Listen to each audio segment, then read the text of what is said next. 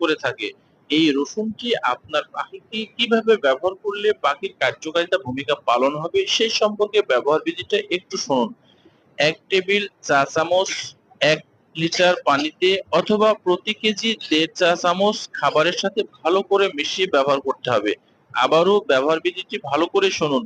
১ litre fresh পানির মধ্যে ১ চা চামচ টেবিল চা চামচ হতে হবে। কিন্তু যে চামচটা আপনারা দেখেন ওই নাপা সিরাপের মধ্যে ৫ এমএল এর একটা থাকে, যে চামচটা থাকে এইটার কথা বলেছি।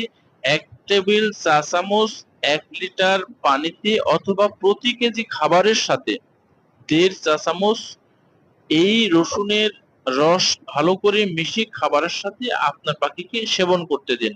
তবে এইখানে একটু সতর্কতা থাকবেন, অবশ্যই ওই পাখির যেন ডায়রিয়া অথবা আমাশা না থাকে।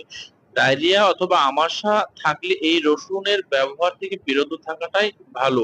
আমি রসুনের বিষয়টা যেভাবে বললাম আমার ভিডিওর মধ্যে, এর মধ্যে কম বেশি একটু হয়ে যেতে পারে এবং রসুনের গুণাগুণ আরো বেশি রয়েছে, যা আপনারা ডাক্তারের কাছ থেকে এবং অভিজ্ঞ যারা রসুন সম্পর্কে